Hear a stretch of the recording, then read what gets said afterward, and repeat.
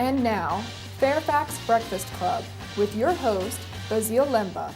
Welcome to the FAIRFAX Breakfast Club show. My name is Basil Lemba and I will be your host.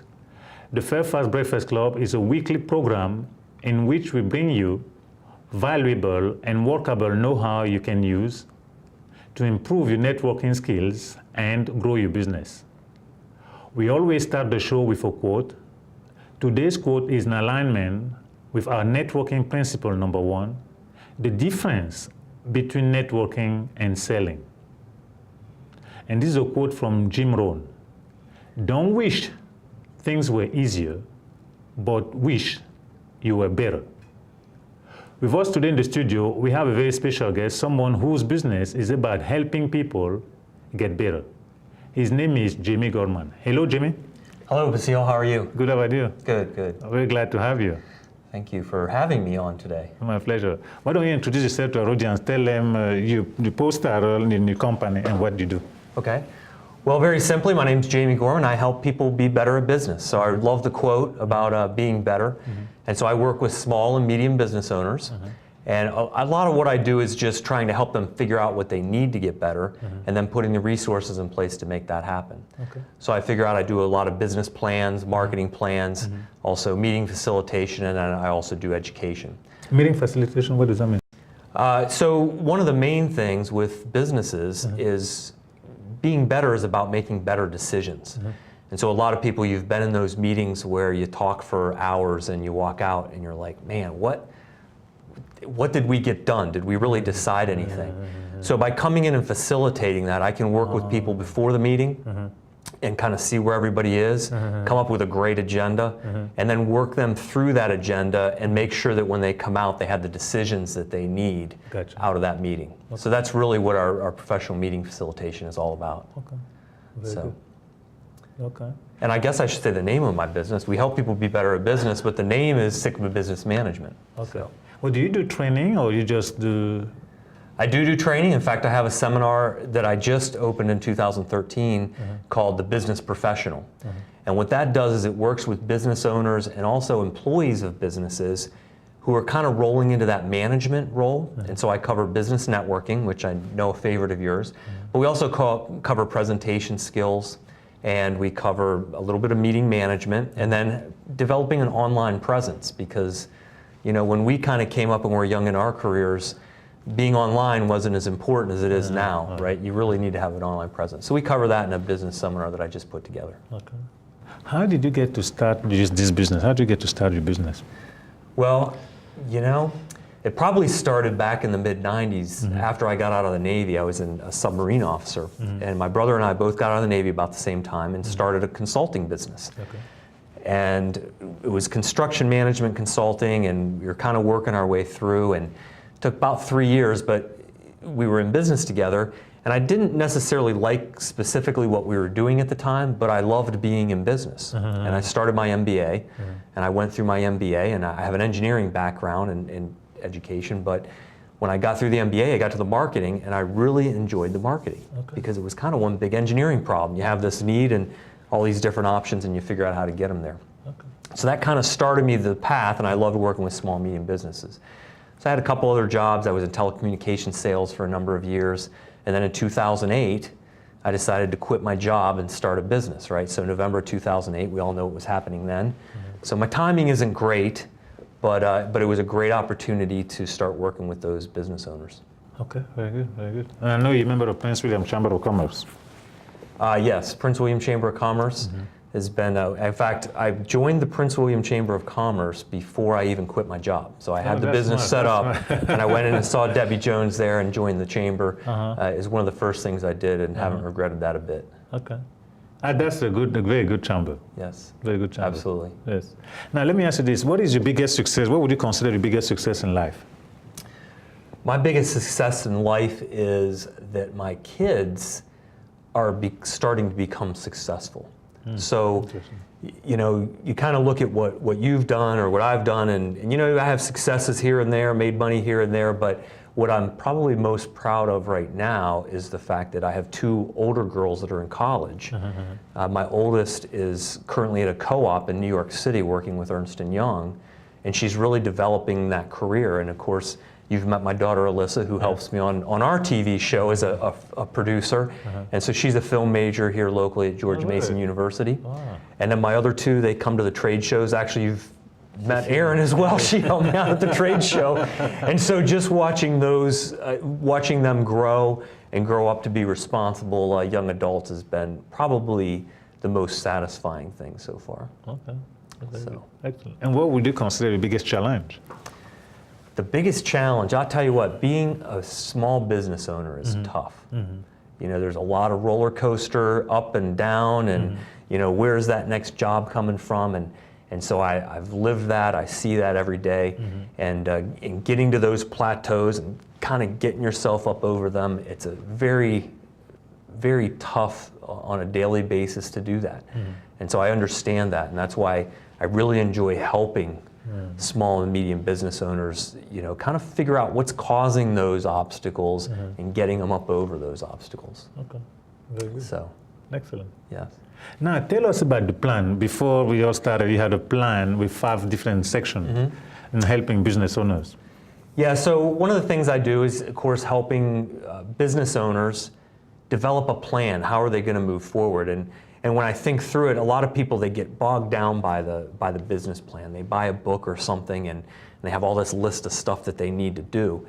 And so I actually just titled a presentation. It's not really too creative, but it's called Burn Your Business Plan. And the idea is that you kind of take that plan that's written down up on the shelf, and you kind of take that down, and you go back and start focusing on the key decisions that help you develop the plan. Right? And so those key decisions is really what business planning is about, and having a good business planning process through those decisions is really what helps you plan and be better at business. I've done business plan in the past. We based on the templates you have, but I found them too excessively long. Yes, and absolutely. cumbersome. Right. I mean, too much data. I mean, how could you possibly use that thing? It is impossible. Right. Oh, you do it for the sake of exercise or maybe to get a loan.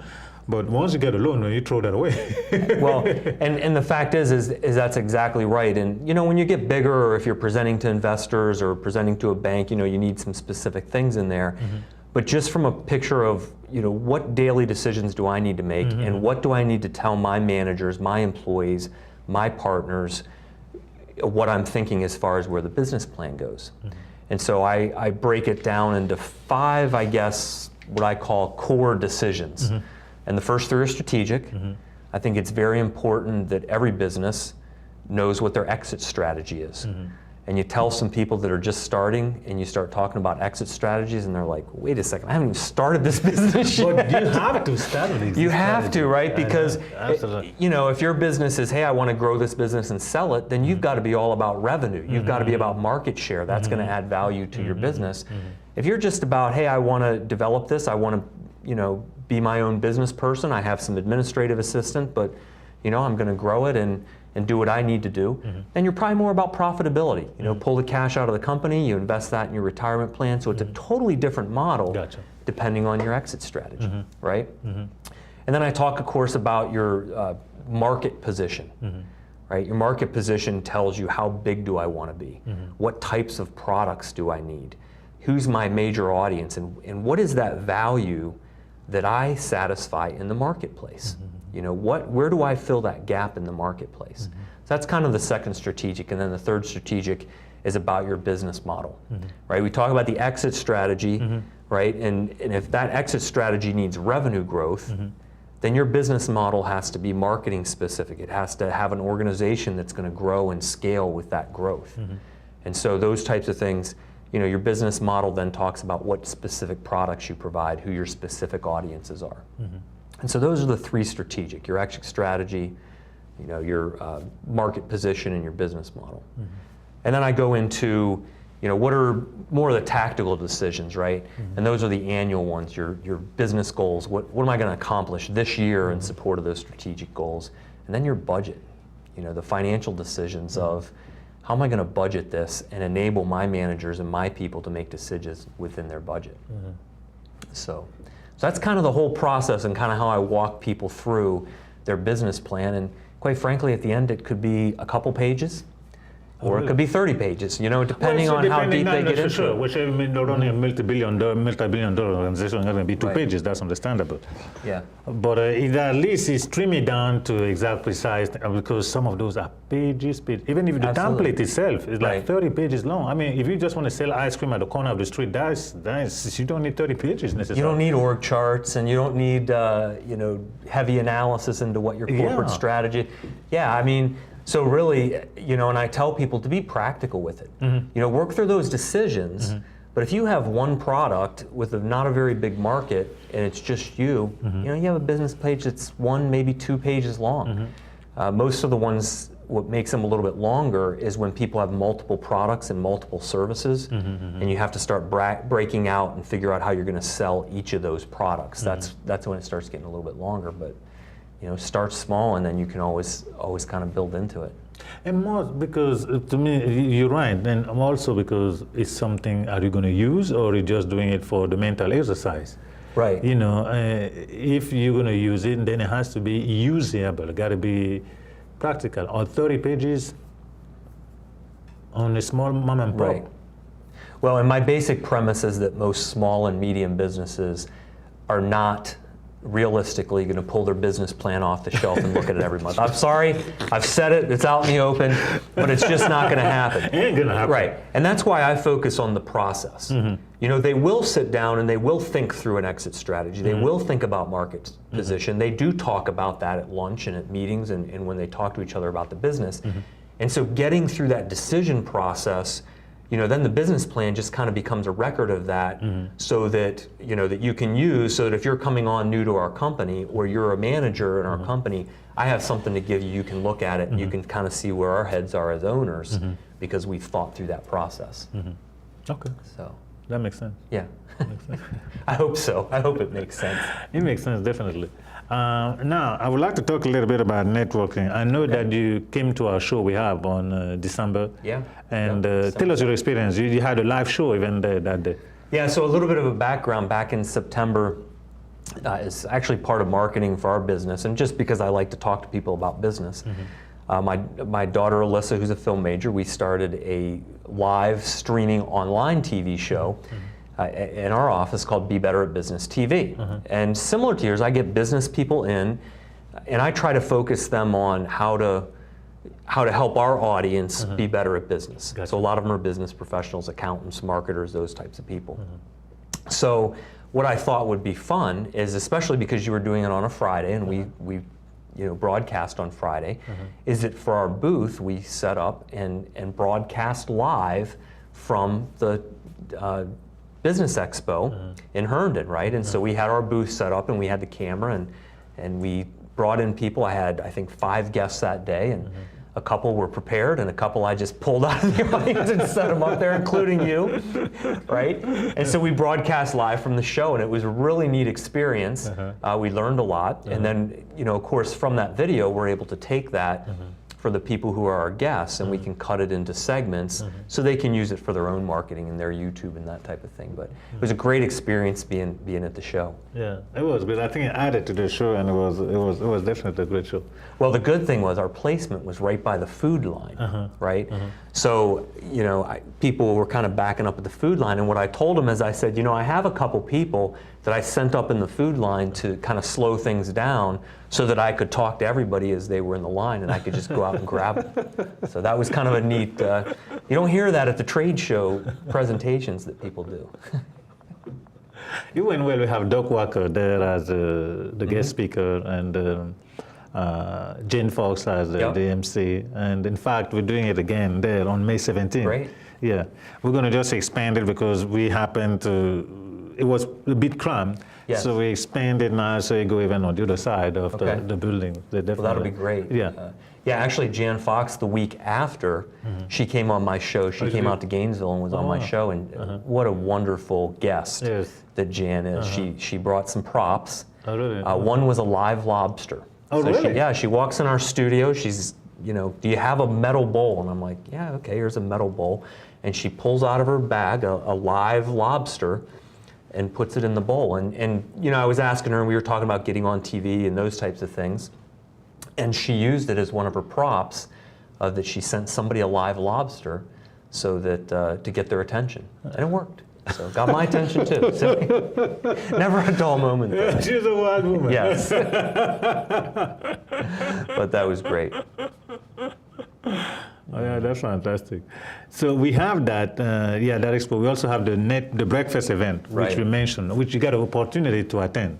I Right. want you to share with the audience over here your viewpoint. Yeah, well, on I'll it. tell you, I go to a lot of networking events. Being in business consulting, business management, you definitely go to a lot of those types of things. And there are a lot of different ones, and you do a lot of different things, some training ones, that type of thing.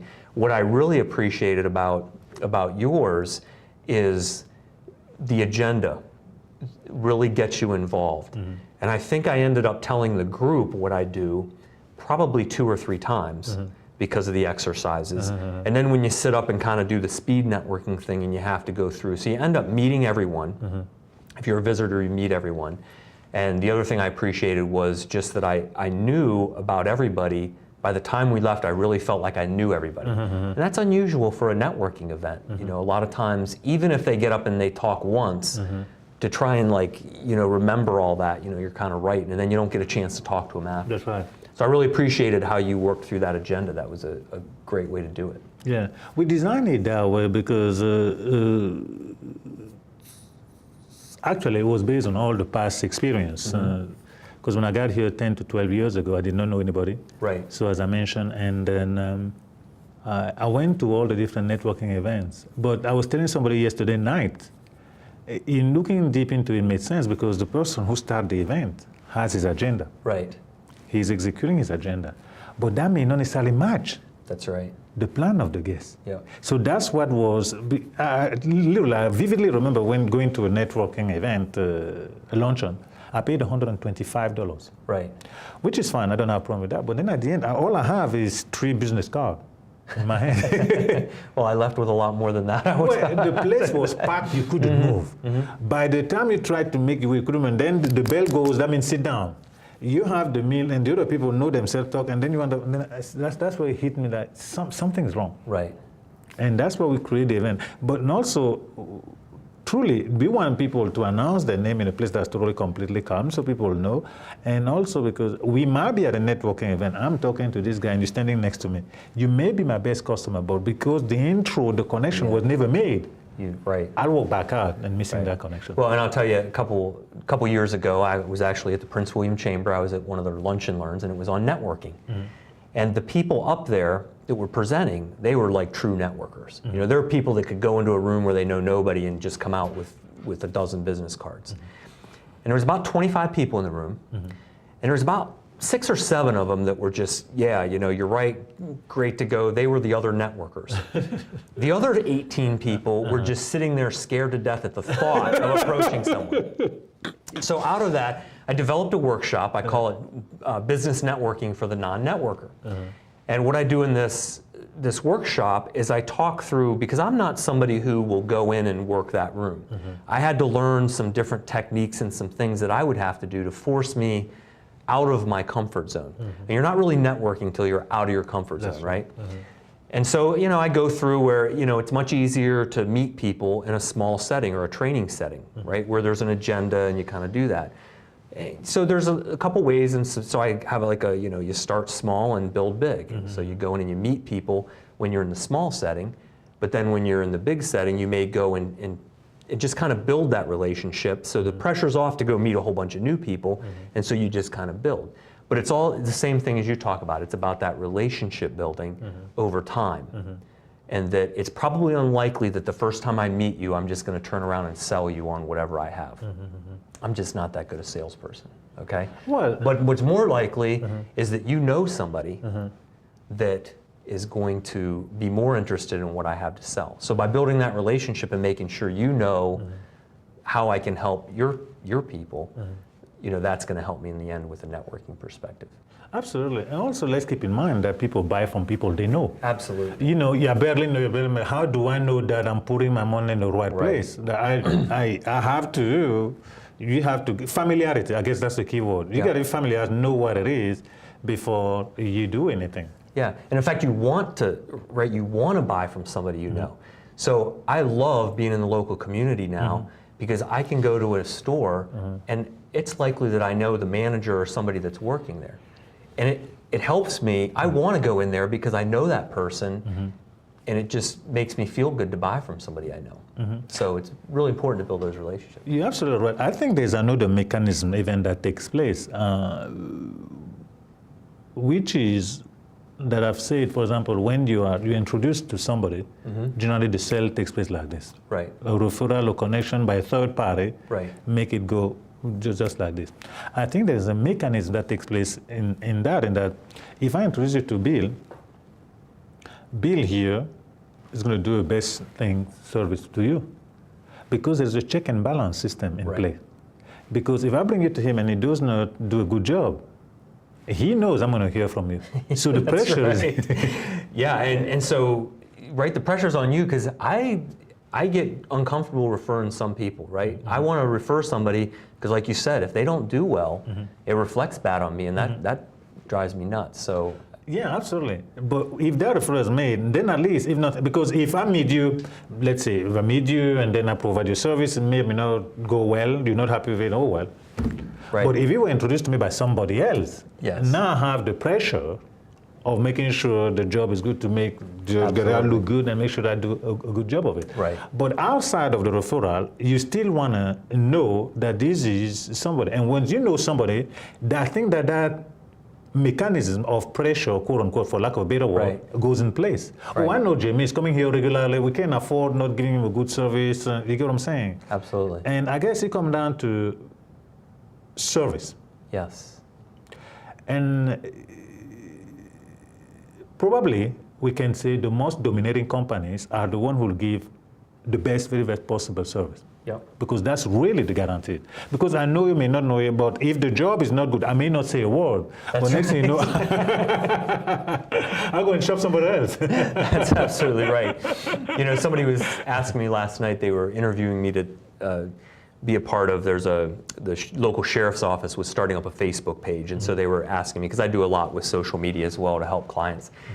And so they were asking me about it, and I said, hey, listen, you know, a lot of people don't start a Facebook page or don't get on LinkedIn because they're afraid that people will say bad things about them. And I said, listen, if you're bad service, people are already saying bad things about you, right? This just gives you the chance to know that they're saying it and respond publicly. So, but you're right, you know, it's good. I mean, as a business, you kind of want to know, you hope you're giving good service, but sometimes silence isn't great. So it's tough to get that out there and find out and make sure that you really are giving good service. I think that's really the only way. I think service is what will protect any business. It doesn't matter what happened over there. Of course, nobody's perfect. Things might go wrong, what have you. But as long as the business or the employer of that business are striving to fix it, if something goes wrong, come on, let's work it out. And I really have the interest of the customers at heart. To me, that is the quote unquote the security. That's the only way. Right. And those who have been in sales or in that small business, sometimes your best customers end up being the ones who had issues with you at first. And how you fix those issues, how you address them, how you care about those, now they see you as, hey, I know that if there is problems, I hope they're not, but if there is problems, this person's going to fix it. And you want to be that one that when they look at you, they say, you know, Jaime's going to fix that problem for me. I feel much more comfortable buying from him because I know that in the end, he's going to fix that problem for me. You're right, because that's what you want to, that's what the first contact, you don't know. That's going to be there tomorrow for you. That's right. You can't say. So that's where you need a little bit of a who is he, what have you, and it's right. In fact, you know who the guys is when they went through a problem with it. Right. Because other than that, it can just be buy it, okay, good, like retails. You go grab it, dump it on the belt, because you walked out. But when it comes to that person to person, if you ever have a crisis, an issue, and how they handle it tells you who they are. And when you win them there, you win them forever. Yeah, and you know, it even goes, it's great to build that relationship and really know the people you're referring, because I know 3-4 web designers, right? We all know different realtors, right? But now it's getting to the point where I know them well enough that when I have a client that comes in that needs a specific service, or I know somebody that needs a specific service, it's not just a matter of, oh, I know a web designer. It's, I have 3 here. I think this one is going to work best with this person. So now you start to have that selection and that ability to even start matchmaking a little bit to kind of get them there from a price and service and even personality perspective. Absolutely, you're totally right. Totally So, right. it's excellent. Definitely. Oh boy, I got a couple. Oh my goodness, we barely started. We're almost close to the end. Okay.